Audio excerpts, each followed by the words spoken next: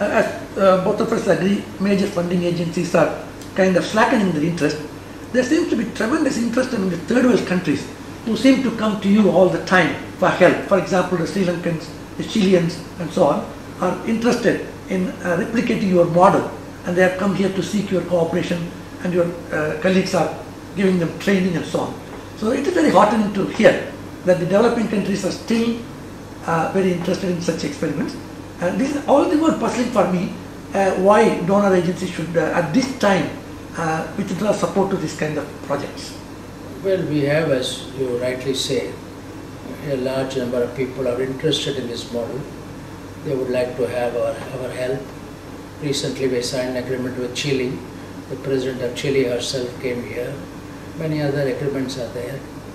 But ultimately all this requires some resources, unless such agreements are backed up with some resources.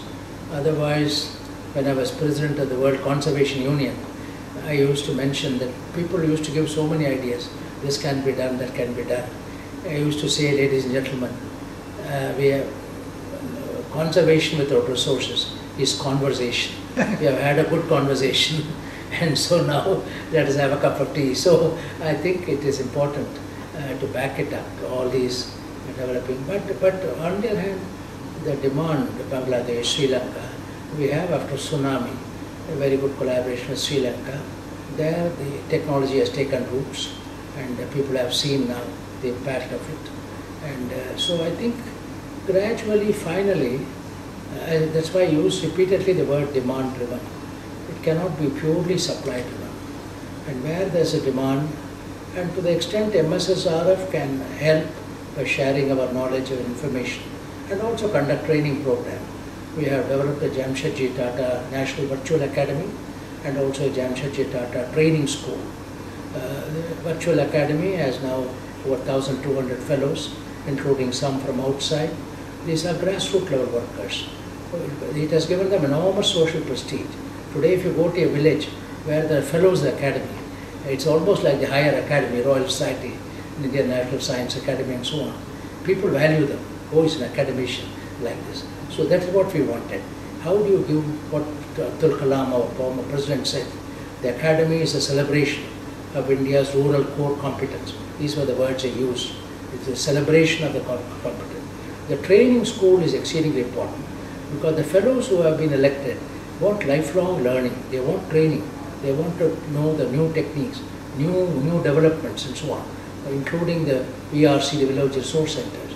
So we have now the basic instruments of Jamshedji Tata National Virtual Academy and the Jamshedji Tata Training School.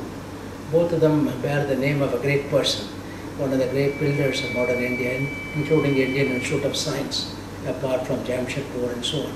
So we hope we can be partners with whoever has got similar objectives in terms of bridging the rural-urban digital divide. No, I might not have asked a question, but you may have something. I myself can.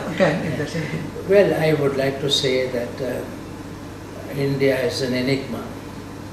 You have the best in technologies, the greatest technological capacity, but the world's largest number of deprived persons, where 45% of children are malnourished, according to official statistics, which India is the home of the largest number of the poor, the largest number of the people going to bed hungry.